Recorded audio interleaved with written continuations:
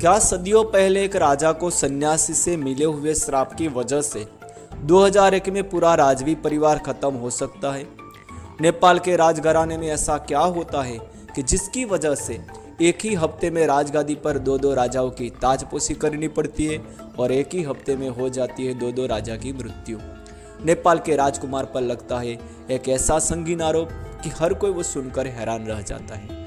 जी हाँ दोस्तों, नमस्कार, जय हिंद, जय भारत। आज एक पूरे राजवी परिवार की अनसुलझी हत्याकांड की वारदात के साथ क्राइम की दुनिया में आप सबका स्वागत है। दोस्तों, वारदात की घटना को देखने से पहले आइए थोड़ा सा इतिहास नेपाल के शाही परिवार के बारे में जानते हैं। नेपाल के शाही परिवार के स्थापक पृथ्वी नारायण शाह के साथ कुछ दंत कथाएं जुड़ी हुई है, तो पहले उसके बारे में जिक्र करते हैं। गोरखाली राजाओं के शाह वंश में गोरखा राज्य के नरेश नरभूपाल शाह और पाल्पा की राजकुमारी कौशल्यवती देवी के वहां 11 जनवरी 1723 को यानी कि 27 पौष 1779 विक्रम संवत के दिन पृथ्वी नारायण शाह का जन्म हुआ था।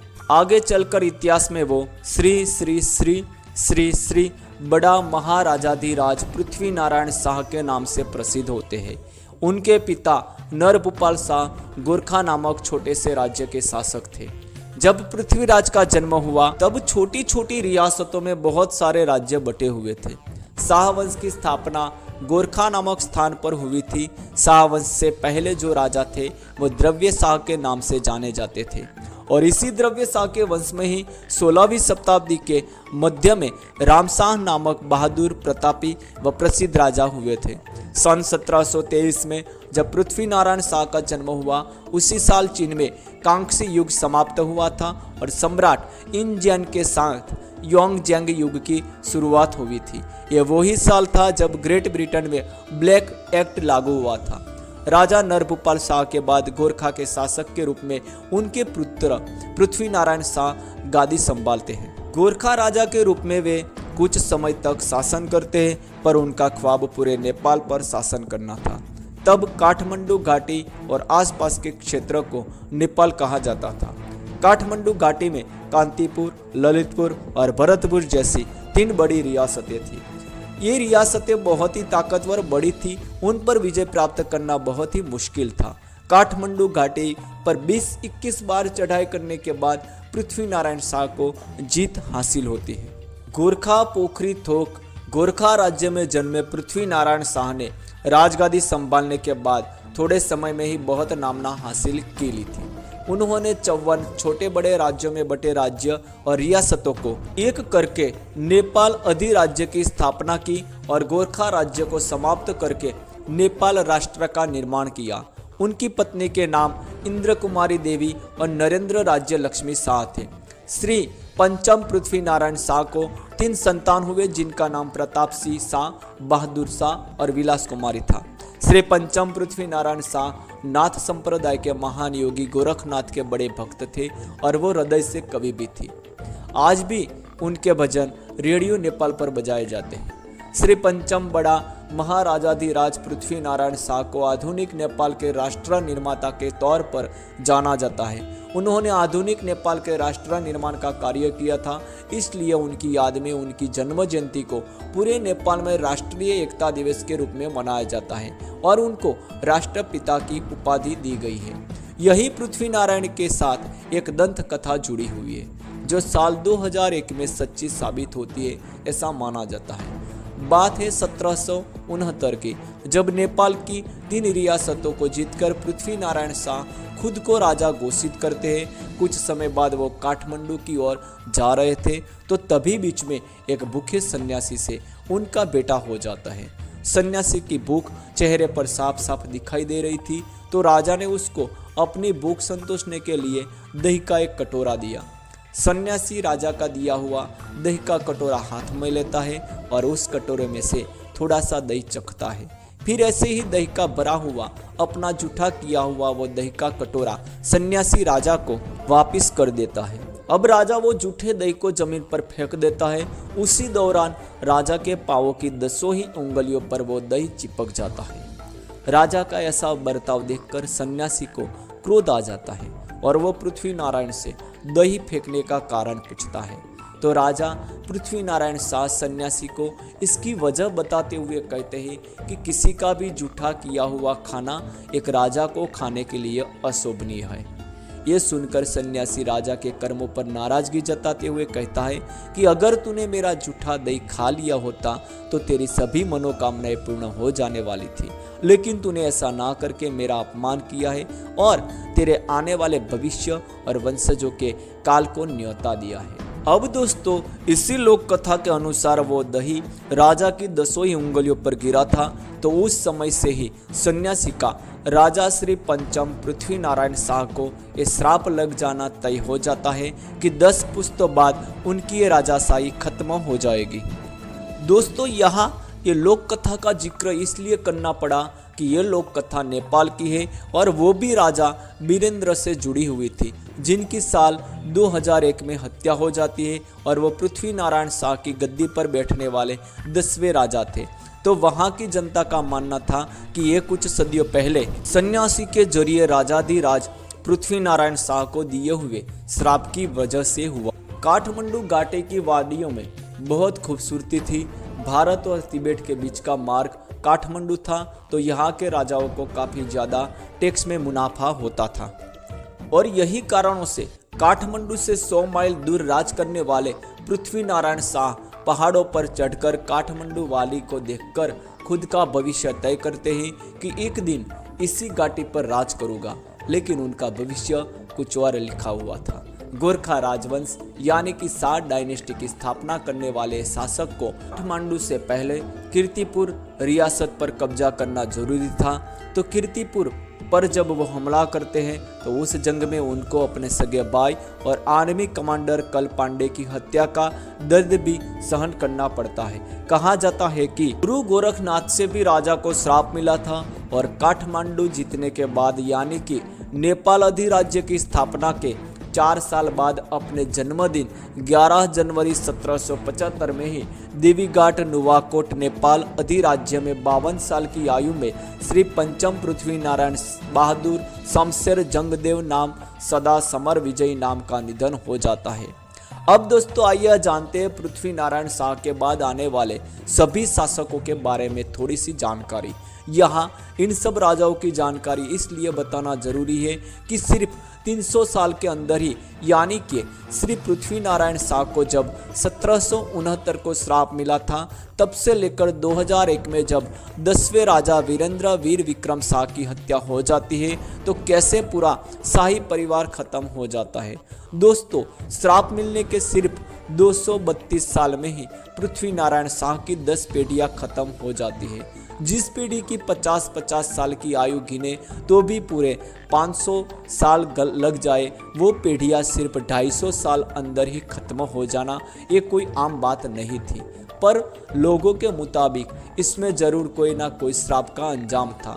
तो दोस्तों, यहाँ हम उन सभी राजाओं के शासनकाल और मृत्यु तथा परिवार के बारे में पहले जानते हैं और बाद में 2001 में हुए नेपाल के सबसे बड़े शाही हत्याकांड की वारदात के बारे में विस्तार से जानेंगे। श्री राजाधिराज और नेपाल अधिराज्य राष्ट्र के निर्माता यानी कि नेपाल राष्ट्रपिता श्री पंचम पृथ्वी नारायण शाह के निधन के बाद उनके सबसे बड़े बेटे प्रताप सिंह शाह 24 साल की आयु में गादी पर विराजते हैं। उनकी माता का नाम नरेंद्र राज्य लक्ष्मी देवी था और उन्होंने राजेंद्र लक्ष्मी देवी शाह और मैजू रानी महेश्वरी देवी से शादी की थी।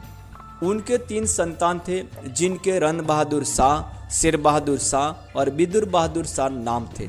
यहाँ गद्दी पर बैठने के बाद ही यानी कि 2 साल में ही प्रताप सिंह शाह की रक्तस्राव की वजह से मृत्यु हो जाती है, अर्थात 12 जनवरी 1775 को उनका राज्याभिषेक होता है और 17 नवंबर 1777 को सिर्फ 26 साल की आयु में उनका देहांत हो जाता है। दोस्तों, यहाँ एक जानने लायक बात यह है कि राजा प्रताप सिंह शाह के शव के साथ साथ और 8 लड़कियों की भी मृत्यु हुई थी, ऐसा कहा जाता है। राजा प्रताप सिंह शाह की मृत्यु के बाद परंपरागत उनके बड़े बेटे रन बहादुर शाह की सिर्फ 2.5 साल की उम्र में ही ताजपोशी होती है। उनका जन्म 25 मई 1775 को हुआ था।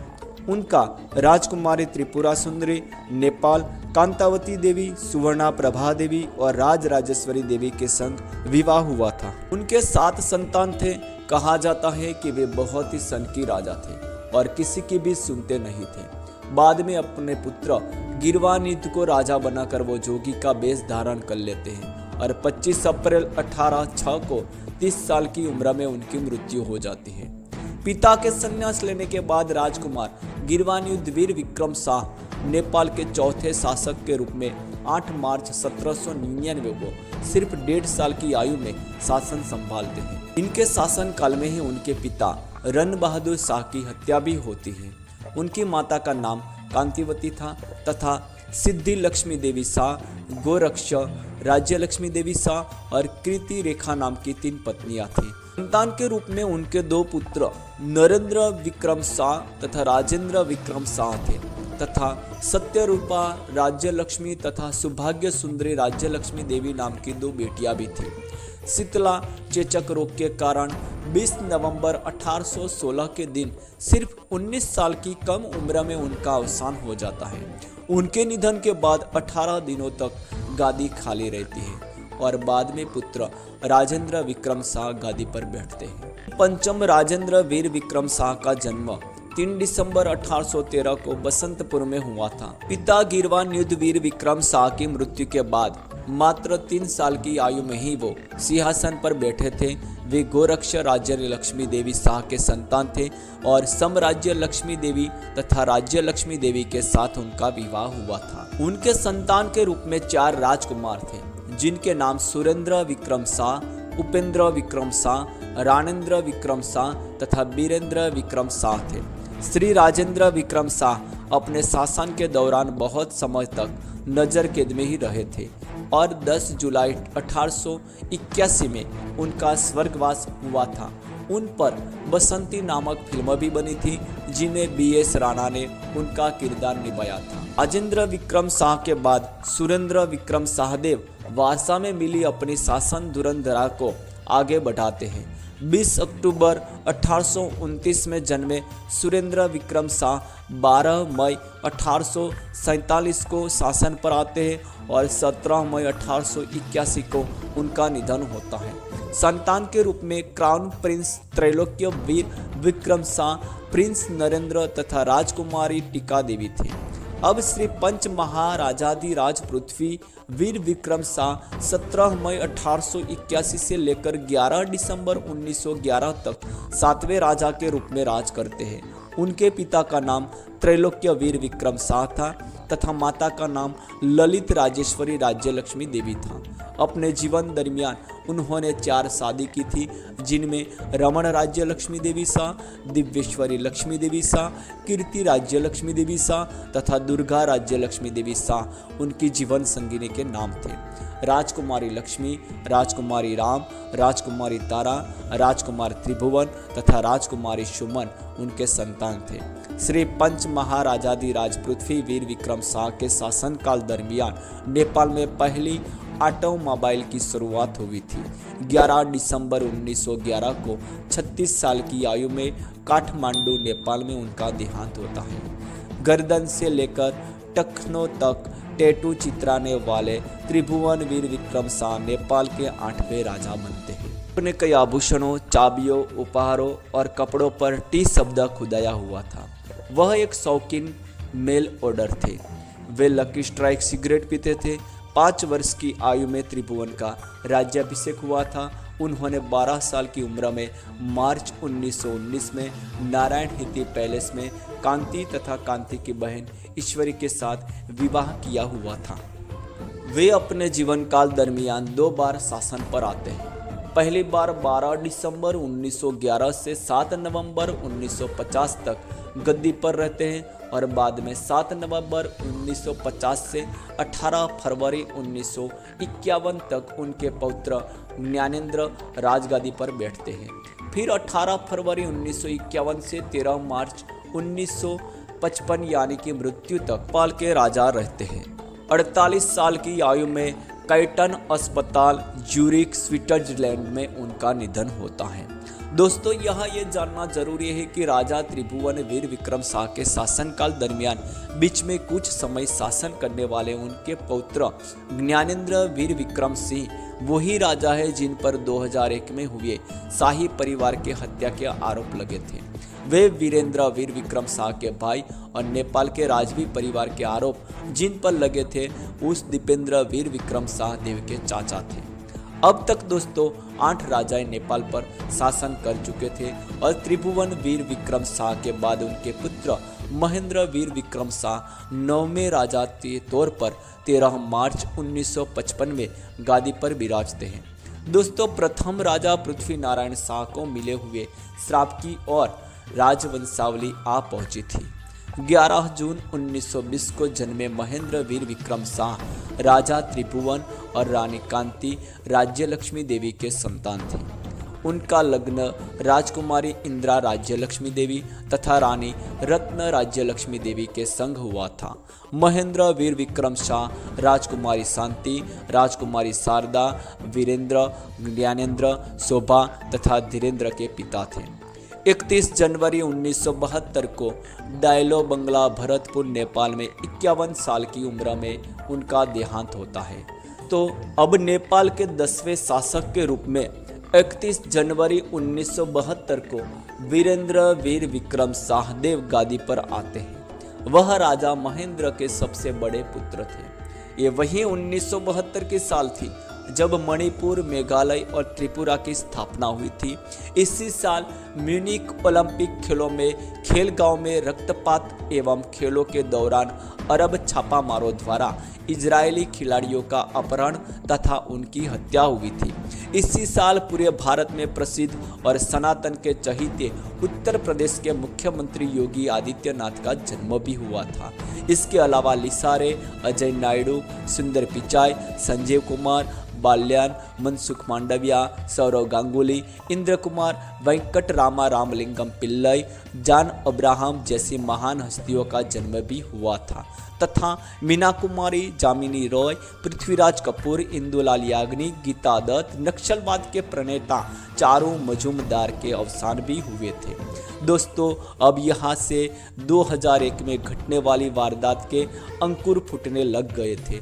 काठमांडू के नारायण हिती रॉयल पैलेस में तत्कालीन क्राउन प्रिंस महेंद्र वीर विक्रम शाहदेव तथा क्राउन राजकुमारी इंदिरा राज्य लक्ष्मी देवी के वहाँ वीरेंद्र का जन्म हुआ था। उन्होंने Darjeeling, United Kingdom, Eton College, Tokyo विश्वविद्यालय तथा हार्वर्ड विश्वविद्यालय में पढ़ाई की थी। 27 फरवरी 1970 को राणा परिवार की ऐश्वर्या राज्य लक्ष्मी देवी के संग उनका विवाह होता है। उनका ये विवाह हिंदू विवाह समारोह में से एक भव्य विवाह के रूप में माना जाता है। उनके विवाह पर $9.5 मिलियन का खर्च किया गया था। वे 27 साल की आयु में राजगद्दी पर आए थे। वे हिंदू सम्राट के रूप में नेपाली परंपरा का पालन करने वाले राजा थे। उन्होंने 9 नवंबर 1990 को नया संविधान लागू करके नेपाल को एक संवैधानिक राजतंत्र में बदल दिया था। उनके शासनकाल में साल 1996 में शुरू हुआ माओवादी विद्रोहियों और सरकारी बलों के बीच का नेपाली गृह युद्ध 2006 तक चला था। बाद में 2007 तक नेपाल में राणा शासन था और 7 साल की क्रांति के बाद नेपाल में लोकतंत्र आता है। 2001 में हुए रॉयल परिवार की हत्याकांड से नेपाल में राजाशाही की उल्टी गिनती शुरू हो जाती है। बाद में साल 2005 में सिविल वार की शुरुआत हो जाती है और देखते ही देखते जन आंदोलन की वजह से 28 मई 2008 को नेपाल में राजाशाही की जगह लोकतंत्र ले लेती है। शाही परिवार की हत्याकांड की वारदात के साथ ही 300 साल पुराने राजाशाही सन्यासी के श्राप की वजह से खत्म हो जाती है। तो दोस्तों 1 जून 2001 को रात के 12 बजे नारायण हिती पैलेस में क्या हुआ था वो जानते हैं। वीरेंद्र वीर विक्रम शाह के 3 संतान थे, जिनमें सबसे बड़े बेटे का नाम दीपेंद्र वीर विक्रम शाहदेव, दूसरे बेटे का नाम निराजन वीर विक्रम शाह और बेटी का नाम श्रुति राज्यलक्ष्मी शाह था। वीरेंद्र वीर विक्रम शाहदेव नेपाल में डेमोक्रेसी लाना चाहते थे और उनके ये प्रयासों से बड़े पुत्र यानी कि युवराज राजकुमार दीपेंद्र वीर विक्रम शाह बहुत ही नाराज थे। बाप बेटे के बीच थोड़े मोटे अनबनाव होने लगे थे। इसी बीच तारीख 1 जून 2001 को नेपाल के राजघराने से एक ऐसी खबर आती है कि सिर्फ नेपाल ही नहीं पर पूरी दुनिया दहल जाती है। 1 जून की रात को नेपाल के राज परिवार पर गोलीबारी होती है और इतिहास के उस रक्त रंजित दिन में नेपाल के राजा वीरेंद्र वीर विक्रम शाहदेव तथा रानी ऐश्वर्या देवी शाह के अलावा राज परिवार के 7 लोगों की हत्या कर दी जाती है। शाही परिवार हर शुक्रवार को साथ में बैठकर खाना खाता था और वो दिन पारिवारिक अंगत पार्टी जैसा हो जाता था। वारदात के दिन शाही भोग का आयोजन खुद राजकुमार दीपेंद्र की ओर से था। 7:30 बजे के आसपास दीपेंद्र पार्टी में आते हैं, आकर शराब पीते हैं और बाद में वो बिलियर्ड्स रूम की ओर जाते हैं, जहां छोटे भाई राजकुमार निराजन और डॉक्टर राजीव शाह बिलियर्ड्स खेल रहे थे। वहां राजकुमार दीपेंद्र को लड़खड़ाता देख दोनों उन्हें कमरे में ले जाकर सुला देते हैं, लेकिन दीपेंद्र सोने की वजह उल्टी कर कुछ हथियार लेके भोजन समारोह में शामिल होने के लिए जाते हैं और कुछ ही समय बाद पार्टी में शाही परिवार का बहुत ही दर्दनाक हत्याकांड का अंजाम सामने आता है। वहां मौजूद और बाद में एक भी खरोच के बिना जिंदा बचने वाले दीपेंद्र के चचेरे भाई पारस डॉक्टर राजीव शाह यानी कि पारस के घर के दामाद के कहने के मुताबिक जब दीपेंद्र हथियार लेकर पार्टी में आता है तब नेपाल नरेश वीरेंद्र वीर विक्रम शाह पार्टी में शामिल हो चुके थे। वहां दीपेंद्र के हाथ में हथियार देखकर किसी को कोई हैरानी नहीं होती है, क्योंकि सभी जानते थे कि दीपेंद्र को हथियार का शौक था। इसी वजह से किसी को कुछ भी अजूब नहीं लगता। लेकिन तभी अचानक दीपेंद्र महल की छत पर गोली चलाते हैं तो भी सब ये अनुमान लगाते हैं कि दीपेंद्र के हाथों से गलतफहमी से गोली चल गई होगी, परंतु कुछ पल रुखसत होते ही दीपेंद्र राजा की ओर बंदूक तानकर उपरा ऊपरी 3 गोली चला देते हैं। नेपाल राजवी वहीं गिर जाते हैं और किसी को कुछ समझ में आए उससे पहले ही दीपेंद्र की ओर से गोलियों की बौछार होनी शुरू हो जाती है और एक एक करके वो 8 लोगों को एक ही साथ अपनी बंदूक में रही गोली का शिकार बना देते हैं। मानो दीपेंद्र पर कोई भूत सवार हो वैसे वो सीढ़ियों की तरफ बढ़कर यहाँ सीढ़ियाँ चढ़ रही अपनी ही माँ महारानी ऐश्वर्या पर भी सिर पर गोली चला देते हैं और बाद में राजकुमार दीपेंद्र अपनी खुद की कानपट्टी पर भी बंदूक रखकर गोली चलाकर खुद को भी मौत की आगोश में सुला देते हैं।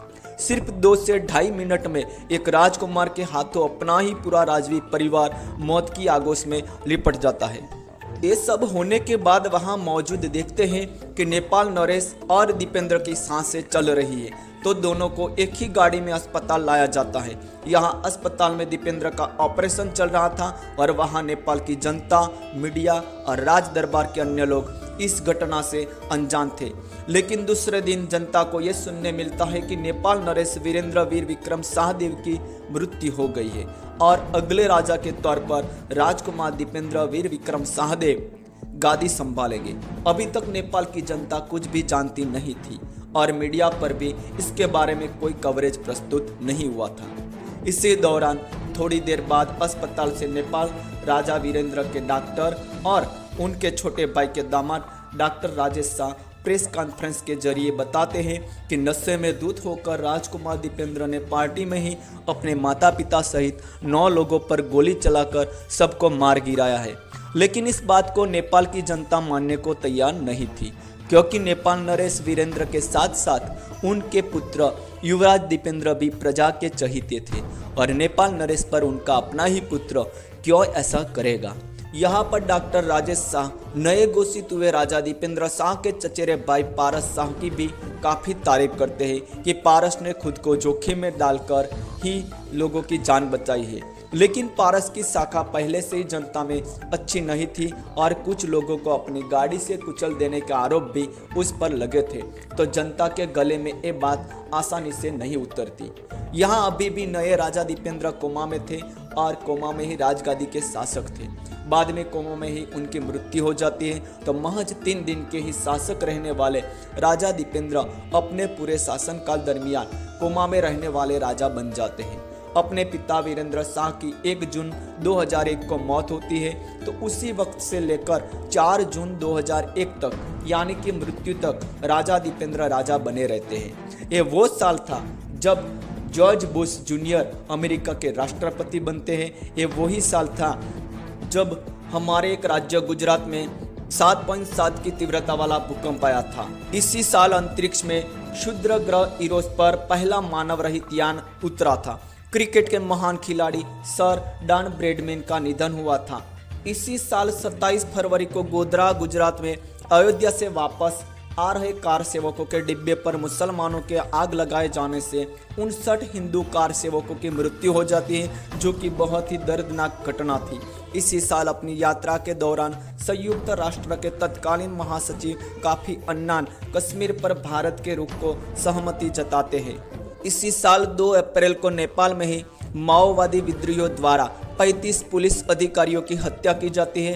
बाद में 24 नवंबर को 38 जवानों को मार दिया जाता है। फिर 26 नवंबर को 200 माओवादी विद्रोहियों को मारा जाता है और देश में आपातकाल लागू होता है। माओवादियों से निपटने के लिए नेपाल की 2 हेलीकॉप्टर की मांग पर भारत नेपाल को 2 चित्ता हेलीकॉप्टर और कुछ हथियार देता है। इसी साल जनरल परवेज मुशर्रफ पाकिस्तान के राष्ट्रपति बनते हैं। इसी साल शाही हत्याकांड के कुछ समय बाद नेपाल के प्रधानमंत्री गिरिजा प्रसाद कोइराला अपने पद से 19 जुलाई को इस्तीफा दे देते हैं और 22 जुलाई को शेर बहादुर देउबा नेपाल के नए प्रधानमंत्री बनते हैं। ये वही साल था जब 11 सितंबर को अमेरिका के वर्ल्ड ट्रेड सेंटर व पेंटागन पर बिन लादेन हमला कर देता है, जिनमें 6000 से अधिक लोगों की मृत्यु हो जाती है।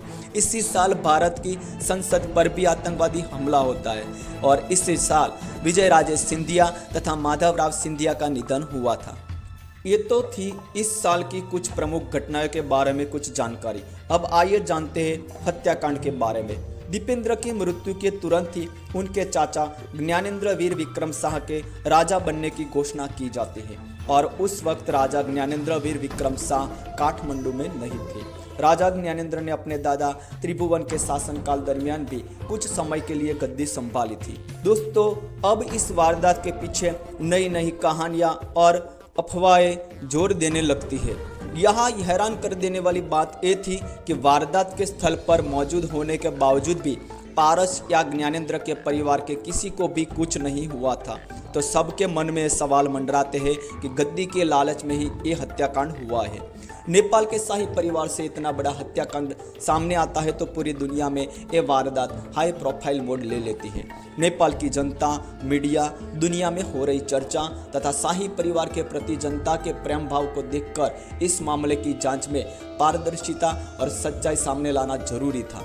इसलिए नेपाल के चीफ जस्टिस केशव प्रसाद उपाध्याय, सांसद के स्पीकर तारानाथ राणा भट्ट की 2 सदस्यों वाली एक कमेटी की रचना की जाती है और इतनी बड़ी वारदात की सैकड़ों गवाहों के बयानों के साथ वाली रिपोर्ट सिर्फ 1 हफ्ते में ही आ जाती है। इस रिपोर्ट के मुताबिक नेपाल के रॉयल फैमिली की हत्याकांड के मुख्य अभियुक्त राजकुमार दीपेंद्र वीर विक्रम शाहदेव थे और उन्होंने ही पूरी फैमिली पर नशे में धुत होकर गोलीबारी करके सबको मार दिया था। दोस्तों, यहाँ एक और नाम सामने आता है जिसे सुनकर सब सोच में पड़ जाते हैं और वो नाम था देवयानी राणा। तो चलो दोस्तों, यहाँ इस 2 लोगों के बारे में जानते हैं। एक रिपोर्ट में मुख्य अभियुक्त जिनको बताया गया था उन दीपेंद्र के बारे में और उनके साथ जिनका रिश्ता था वे देवयानी राणा के बारे में। 27 जून 1971 को नेपाल के क्राउन प्रिंस वीरेंद्र वीर विक्रम शाहदेव, राजकुमारी ऐश्वर्या राज्य लक्ष्मी देवी के वहां एक बालक का जन्म होता है। राज परिवार में यह संतान आने वाले समय में राजगादी पर बैठने वाला वारस था।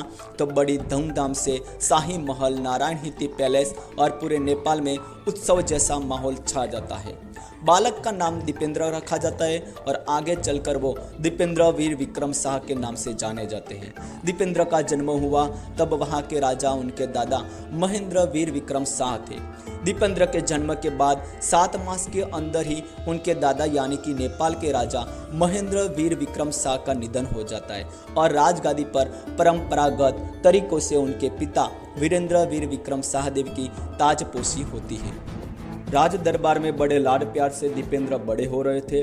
प्रारंभिक शिक्षा काठमांडू के कांति ईश्वरी हाई स्कूल तथा इसके बाद की शिक्षा काठमांडू की ही बुद्ध नीलकंठा स्कूल से प्राप्त करने के बाद कॉलेज के लिए वो यूनाइटेड किंगडम की ईटन कॉलेज में प्रवेश लेते हैं। वहां शिक्षा प्राप्त करने के बाद वे नेपाल की त्रिभुवन विश्वविद्यालय में भूगोल के अध्ययन पर मास्टर डिग्री पूर्ण करके स्वर्ण पदक प्राप्त करते हैं। इसके साथ साथ वे पीएचडी के छात्र भी रहते हैं और रॉयल नेपाली गोरखा सेना से सैन्य प्रशिक्षण और नागरिक उड्डयन विभाग से पायलट का प्रशिक्षण पूर्ण करते हैं। उन्हें समाज सेवा तथा खेल क्षेत्र में बहुत रुचि थी और ब्रिटेन में अभ्यास के दौरान कराटेका बनकर 20 साल की उम्र में ब्लैक बेल्ट हासिल कर लिया था। उनके अंदर राष्ट्र भावना कुट-कुट कर भरी थी, तो राष्ट्रवाद और राष्ट्रीयता पर वे लेख लिखकर प्रकाशित भी करते थे। लेकिन बहुत ही अच्छे और प्रजाप्रिय राजकुमार को ऐसा क्या हो जाता है कि उन पर शाही परिवार के नरसंहार का आरोप लगता है। उन पर अपने पिता राजा वीरेंद्र, अपनी मां रानी ऐश्वर्या, छोटे भाई राजकुमार निराजन, बहन राजकुमारी श्रुति, वीरेंद्र के छोटे भाई धीरेंद्र, राजा वीरेंद्र की सबसे बड़ी बहन राजकुमारी शांति जो बजांग की रानी भी थी, राजा की मध्य बहन राजकुमारी शारदा के पति कुमार खड़गा, राजा की चचेरी बहन राजकुमारी जयंती को गोलीबारी करके मार डालने का आरोप और बाद में खुद को भी गोली से मार देने के आरोप लगे थे। बाद में जांच कमेटी जो रिपोर्ट देती है उनमें बात सामने आती है कि राजकुमार दीपेंद्र अपनी पसंदगी की लड़की से शादी करना चाहते थे और उनकी एक भी ना सुनकर माता ऐश्वर्या और पूरा परिवार उन्हें उस लड़की से शादी करने की मनाही करता है। और बाद में शाही भोजन का जब आयोजन होता है उस वक्त नशे में होश गंवाकर अपने सहित राज परिवार के 10 लोगों की हत्या कर देते हैं। दोस्तों, दीपेंद्र जिस लड़की से शादी करना चाहते थे उसका नाम देवयानी राणा था। तो आइए अब ये देवयानी राणा कौन थी जिससे शादी करने के लिए राजकुमार इतने सारे लोगों की हत्या करके खुद भी आत्महत्या कर लेते उसके बारे में जानते हैं। नेपाली पशुपति शमशेर जंग बहादुर राणा और ग्वालियर के अंतिम महाराजा जीवाजी राज सिंधिया की बेटी उषा राजे सिंधिया के घर 1971 में यानी कि दीपेंद्र का जन्म हुआ था।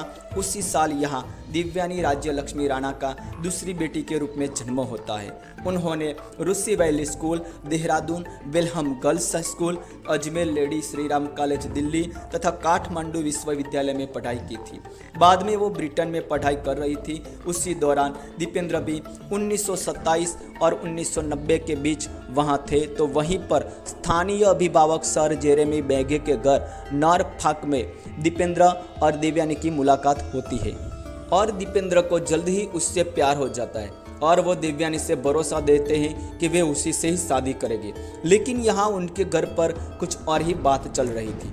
दीपेंद्र की माता रानी ऐश्वर्या ने राजकुमार दीपेंद्र के लिए राजमाता रत्ना की बहन के राजघराने से ताल्लुक रखने वाली और अपनी बेटी राजकुमारी श्रुति की दोस्त सुप्रिया शाह की पसंदगी कर ली थी। नेपाल आने के बाद जब दीपेंद्र अपनी मां को देवयानी के संग विवाह करने की बात करते हैं तो रानी ऐश्वर्या तुरंत मना कर देती है और उन्होंने चुनी हुई सुप्रिया शाह से विवाह करने का दीपेंद्र को कहते हैं। लेकिन दीपेंद्र बहुत ही नाराज होकर मना कर देते हैं।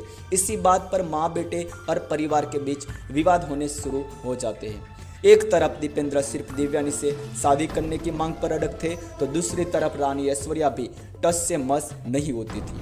प्रिंस दीपेंद्र को ये यकीन तो पहले से ही था कि अपनी पसंदगी की लड़की से शादी करने में सबको ऐतराज होगा, लेकिन खुद अपनी माँ इतनी सख्ताई से मना करेगी ऐसी उम्मीद उन्होंने नहीं की थी। यहाँ एक बार फिर से बेटा अपनी माँ को मनाने की कोशिश करता है, लेकिन माँ इस बार तो सीधा आखिरी नोटिस पर यह कह देती है कि अगर वो देवयानी से इस शादी पर अड़ा रहा तो उन्हें राजशाही से बेदखल कर दिया जाएगा। यहाँ से राजकुमार और महारानी यानी कि माँ बेटे के बीच बहस बढ़ने लगती है, लेकिन अभी भी दीपेंद्र और देवयानी को शादी की उम्मीद खत्म नहीं हुई है ऐसा लगता था। उसी दौरान हथियारों के शौकीन दीपेंद्र ने नेपाल के सुरक्षा विभाग के लिए हथियार और अन्य उपकरणों की डील के बारे में अपने पिता राजेंद्र वीरेंद्र से प्रस्ताव रखा तो राजा ने उसे दरकिनार कर दिया। तो दीपेंद्र के मन पर एक और चोट लगती है। उसके बावजूद भी इन सब बातों को अनदेखा करके राजकुमार दीपेंद्र फिर से अपनी माता को शादी के लिए मनाने की कोशिश करते हुए देवयानी की कुंडली लाकर देते हैं। माता एक ज्योतिषी को दोनों की कुंडली मिलाने को कहती है, तो ज्योतिषी राजकुमार दीपेंद्र और देवयानी की कुंडली मिलाकर बताते हैं कि अगर 35 साल की उम्र से पहले प्रिंस दीपेंद्र पिता बन जाएंगे तो महाराज वीरेंद्र वीर विक्रम शाहदेव के मृत्यु की संभावना हो सकती है। यहाँ पर यह भी सामने आता है कि देवयानी उस सिंधिया खानदान से थी जो पुणे के पेशवाओं की नौकरी करते थे, तो शाही खानदान के मुकाबले में वो छोटे खानदान से थी तथा देवयानी का ताल्लुक उस ग्वालियर घराने से था जहाँ रानी ऐश्वर्या के परिवार को पुरानी अदावत थी। फिर और इस बातों की भी आपत्ति शादी ना हो सकने की दीपेंद्र को परिवार से जताई जाती है कि उसके पिता के राजनीतिक गठबंधनों में भी बाधा आ सकती है तथा देवयानी को शाही परिवार की बहू बनाने पर नेपाल के शासन पर भारतीय प्रभाव की संभावना भी अधिक हो जाने की भी आपत्ति जताई जाती है। दूसरी ओर इन सब हालातों के बीच राजनीतिक मामलों में भी बाप बेटे के फैसले एक दूसरे से उलट आ रहे थे। दीपेंद्र देश के निरंकुश से संवैधानिक राजतंत्र में होने वाले बदलाव से नाखुश थे और 1990 के जन आंदोलन के बाद बहुत अधिक शक्ति दे दी गई थी। यहाँ पर दोस्तों एक बात का जिक्र करना जरूरी था कि जो देवयानी है उसके बारे में, वो शाही परिवार की सोच थी उसके बारे में। वास्तव में देवयानी का ग्वालियर परिवार भारत के सबसे धनी पूर्व शाही परिवारों में से एक था और कथित तौर पर नेपाली राजाओं की तुलना में कहीं अधिक अमीर भी था। और यहाँ पर भावी दुल्हन की माँ भी अपनी बेटी को चेतावनी देती है कि नेपाली राजकुमार से शादी करने का मतलब उसके जीवन स्तर में गिरावट जैसा होगा।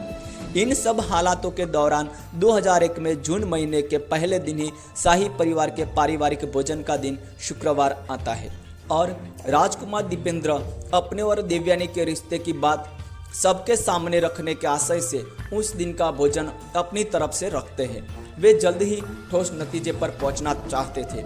वे नशे में बेकाबू हो जाते हैं और सबके सामने राजा रानी पर चीखना चिल्लाना शुरू कर देते हैं। बाद में अपने कमरे में जाकर देवयानी से फोन पर बात करके सोने जा रहे हैं ऐसा बताते हैं और फिर कमरे में रखे Colt medal 733 carbene H&K MP5 के 9 मिमी सब machine gun, Frenchie SPS 12 shotgun, Glock 19 9 मिमी पिस्तौल लेकर शाही परिवार जहां भोजन के लिए इकट्ठा हुआ था वहां आते हैं और अपने ही हाथों से परिवार पर अंधाधुंध गोलीबार करके शाही परिवार के नरसंहार की वारदात को अंजाम देते हैं। पिता और भाइयों की हत्या के बाद कोमा में रहने वाले यानी कि राजकुमार दीपेंद्र को कोमाटोज के दौरान ही राजा घोषित किया जाता है, लेकिन 4 जून को कोमाग्रस्त शासनकाल को निभाते निभाते ही महज 3 दिन के राजपद के बाद उनकी मृत्यु हो जाती है। हत्याकांड के अगले दिन शाही परिवार के सदस्यों की अंतिम यात्रा निकलती है। यहाँ यह भी सामने आता है कि रानी ऐश्वर्या का चेहरा गोली लगने से इतना खराब हो गया था कि अंतिम संस्कार की यात्रा के दौरान उनकी तस्वीर वाले चीनी मिट्टी के मुखौटों से उनका चेहरा ढक दिया जाता है। पशुपतिनाथ मंदिर के सामने ही राजकीय सम्मान के साथ सबका अंतिम संस्कार किया जाता है। फिर बाद में 12 जून 2001 को नेपाल से मृत राजा की आत्मा को भगाने या निर्वासित करने के लिए एक हिंदू कट्टो समारोह का आयोजन किया जाता है। इसमें एक हिंदू पुजारी दुर्गा प्रसाद सबकोट दिवंगत राजा वीरेंद्र के प्रतीक रूप में तैयार होता है। वो काठमांडू से हाथी पर सवार होकर अपने साथ राजा के कई सारे सामान को लेकर प्रतीकात्मक निर्वासन में चला जाता है। दोस्तों, यहाँ पर जांच कमेटी द्वारा इस शाही हत्याकांड को आपसी रंजिश का नतीजा घोषित किया जाता है, लेकिन आगे जाकर इस वारदात से जुड़े हुए कई सारे खुलासे, चर्चा और तथ्य सामने आते हैं। राजकुमार और 3 दिन के कोमाटोज शासक रहे दीपेंद्र वीर विक्रम शाहदेव को इस शाही परिवार के नरसंहार का अपराधी घोषित किया जाता है और नरसंहार के 3 दिन बाद होश में आए बिना ही अस्पताल में उनके मृत्यु बाद उनके चाचा यानी कि राजा वीरेंद्र वीर विक्रम शाहदेव के भाई ज्ञानेंद्र वीर विक्रम शाहदेव खुद को नेपाल के नए राजा के तौर पर घोषित कर देते हैं। इस नरसंहार में कुल 10 लोगों की मृत्यु हुई थी और 5 लोग घायल हुए थे। दोस्तों, ये नरसंहार राजकुमार दीपेंद्र ने आपसी रंजिश में किया था या परिवार के ही किसी ने राजगद्दी हत्याने की आशय से हत्याकांड को अंजाम दिया था, या तो फिर श्री पंचम राजाधिराज पृथ्वी नारायण शाह को 232 साल पहले मिले श्राप की वजह से सबकी ऐसी मृत्यु हुई थी, वो सब आज भी अनसुलझा ही है। हत्याओं का मकसद आज भी अज्ञात है और विभिन्न सिद्धांत इस वारदात से जुड़े हुए हैं। हमले के वक्त जो बच गए थे वे राजकुमार पारस साल 2009 में कहते हैं कि दीपेंद्र ने हत्याकांड का प्लान पहले से ही बना रखा था। हत्या के 9 साल बाद 2010 में पूर्व पैलेस मिलिट्री सेक्रेटरी जनरल विवेक शाह अपनी पुस्तक माइले देखे को दरबार यानी कि राजमहल जैसा मैंने देखा में बताते हैं कि इस हत्याकांड में संभवतः भारत गुनहगार है, क्योंकि भारत नेपाल में लोकतंत्र लाना चाहता था। साथ में नेपाल की माओवादी पार्टी के अध्यक्ष पुष्प कमल दहल यानी कि प्रचंड भी ये कहते हैं कि इस नरसंहार की योजना भारतीय अनुसंधान और विश्लेषण विंग रो या अमेरिकी केंद्रीय खुफिया एजेंसी ने बनाई थी। तत्कालीन विदेश मंत्री चक्र बास्टोला के मुताबिक उसी दौरान पूर्व प्रधानमंत्री गिरिजा प्रसाद कोइराला की कार पर जो हमला हुआ था वो भी इस हत्याकांड से जुड़ा था, क्या कि पूर्व प्रधानमंत्री को भी मारने की साजिश रची गई थी। इस हत्याकांड के 8 साल बाद सन 2009 में तुल बहादुर शेरचंद नाम का व्यक्ति एक रिपोर्टर से नाटकीय और शंकास्पद ढंग से बताता है कि उस हत्याकांड को खुद उसने ही अंजाम दिया था। खबरें ऐसे भी बाहर आती है कि ज्ञानेंद्र का मकसद उत्तराधिकार के रूप में आने वाले दोनों भतीजों सहित भाई वीरेंद्र और पूरे परिवार को रास्ते से हटाकर सिंहासन हड़प लेने का मन था। इस हत्याकांड के प्रत्यक्षदर्शी लाल बहादुर मगन का दावा था कि क्राउन प्रिंस दीपेंद्र के अंगरक्षकों में से एक ऐसे पारस का ही इस हत्याकांड के पीछे हाथ था। कुछ बातें ऐसी भी नेपाली मीडिया के सामने आई थी कि अपराधी दीपेंद्र नहीं बल्कि दीपेंद्र के मुखौटों में कई और था तथा पारस ने अस्पताल में कोमाटोज रहे दीपेंद्र का वेंटिलेटर तोड़कर फेंक दिया था। उसी रात महल में 900 लोग मारे गए थे और कर्फ्यू लगाने का उद्देश्य सभी शवों का अंतिम संस्कार करना था। काठमांडू में सार्वजनिक जल आपूर्ति करके दूध में जहर मिलाया गया था तथा षड्यंत्र के सिद्धांतों ने भी नरसंहार के लिए कीर्ति चेस्टर, उपेंद्र देवकोटा और नेपाली सेना को दोषी ठहराया था। मीडिया की नज़रों से बचने के लिए दिव्यानी हत्याकांड के बाद तुरंत ही भारत आ जाती है और 23 फरवरी 2007 को ऐश्वर्या सिंह से वो विवाह भी कर लेती है।